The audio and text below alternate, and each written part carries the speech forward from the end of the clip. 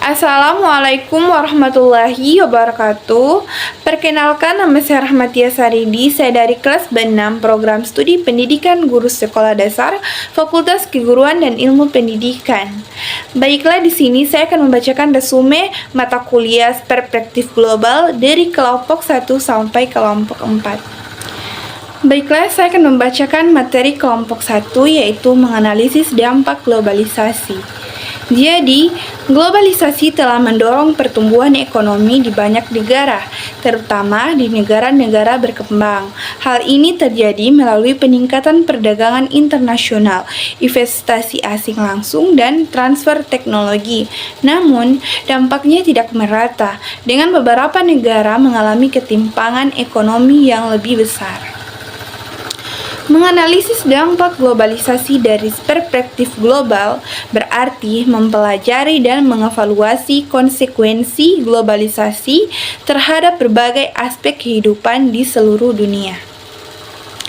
Ini melibatkan memahami bagaimana globalisasi itu mempengaruhi ekonomi, sosial, budaya, politik, lingkungan, dan aspek lainnya di tingkat global. Faktor-faktor yang mendorong globalisasi yaitu: pertama, kemajuan teknologi, liberalisasi perdagangan, perkembangan organisasi internasional. Selanjutnya, tantangan dalam globalisasi dapat bervariasi dan tergantung pada perspektif yang digunakan. Berikut ini adalah beberapa tantangan umum yang sering dikaitkan dengan globalisasi, yaitu ketimpangan ekonomi. Yang kedua, persaingan global. Ketiga, kerusakan lingkungan. Keempat, ketidaksetaraan sosial, tantangan politik, dan yang terakhir, tantangan politik di sosial. Penting untuk mengambil langkah-langkah yang bijaksana dan berkelanjutan dalam menghadapi globalisasi. Negara-negara dan masyarakat harus memanfaatkan peluang yang ada, sambil memperhatikan dampak sosial, ekonomi, dan lingkungan yang mungkin timbul. Selanjutnya, saya akan membacakan materi kelompok 2, yaitu menganalisis isu-isu globalisasi masa kini. Ada berbagai isu global mengenai lingkungan hidup beberapa masyarakat, di antaranya polusi. Jika kamu mengamati di sekitar kamu, sektor industri dan kendaraan bermotor merupakan sumber utama pencemaran udara yang menyebabkan polusi. Tidak hanya pencemaran udara, ada berbagai aktivitas manusia yang memicu pencemaran lingkungan, seperti polusi air dari tumpahan minyak dan pencemaran tanah yang disebabkan limbah industri yang dapat merusak unsur hara pada berbagai aktivitas manusia. Ini menimbulkan dampak buruk bagi lingkungan dan kesehatan manusia. Contoh dari isu globalisasi yaitu terorisme adalah tindakan kekerasan yang dilakukan untuk mempengaruhi opini publik dan pemerintah melalui intimidasi atau kekerasan, biasanya dengan tujuan politik atau ideologis. Terorisme dapat dilakukan oleh individu, kelompok, atau organisasi dan dapat memiliki dampak yang sangat merugikan bagi keamanan, stabilitas, dan kedamaian dunia.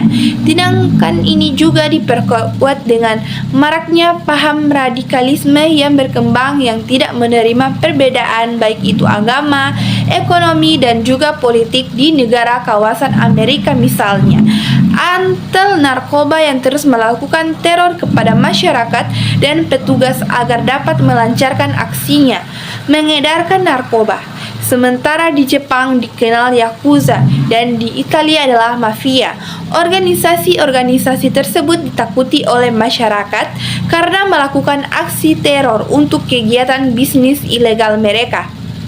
Sementara di belahan bumi lainnya, kamu pasti pernah mendengar kelompok ISIS yang aktif, yaitu mempublikasikan aksinya mengeksekusi korban-korban lainnya. Kemudian saya akan membacakan materi kelompok 3, yaitu model pembelajaran perspektif globalisasi di sekolah dasar.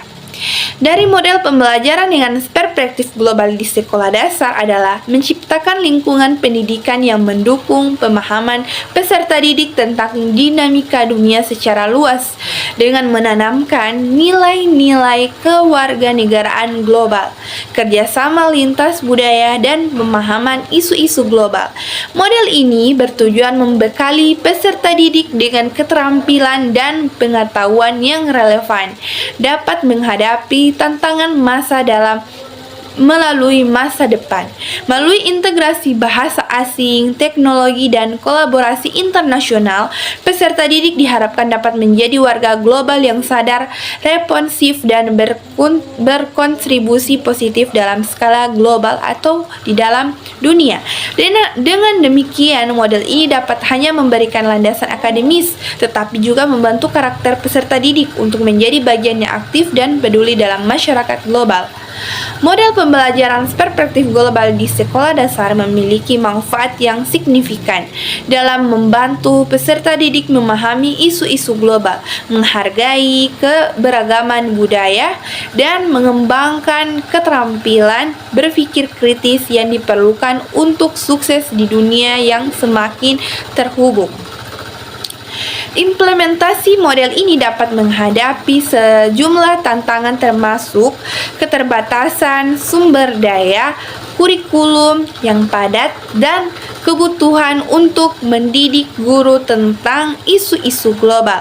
Namun, dengan perencanaan yang matang, dukungan kepemimpinan, dan komitmen yang kuat, sekolah dasar dapat menciptakan lingkungan mempelajari yang mendukung perkembangan peserta didik sebagai warga global yang sadar dan bertanggung jawab. Materi yang terakhir dari kelompok 4 yaitu model evaluasi perspektif global di sekolah dasar, meliputi penilaian kemajuan peserta didik dengan memperhatikan aspek-aspek holistik seperti keterampilan sosial, pribadi, dan pemecahan masalah.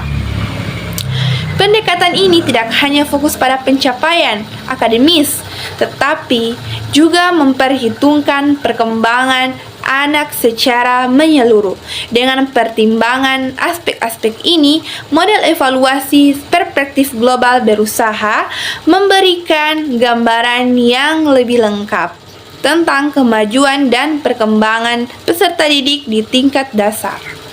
Model evaluasi perspektif global di sekolah dasar adalah pentingnya melibatkan pandangan luas dan holistik dalam menilai kemajuan peserta didik dengan mempertimbangkan aspek-aspek seperti keterampilan, interpersonal, pemecahan masalah, dan keinginan.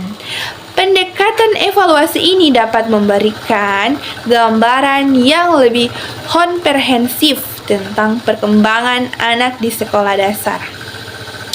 Globalisasi merupakan hal yang tidak dapat dihindari dalam berbagai segi kehidupan masyarakat di seluruh dunia.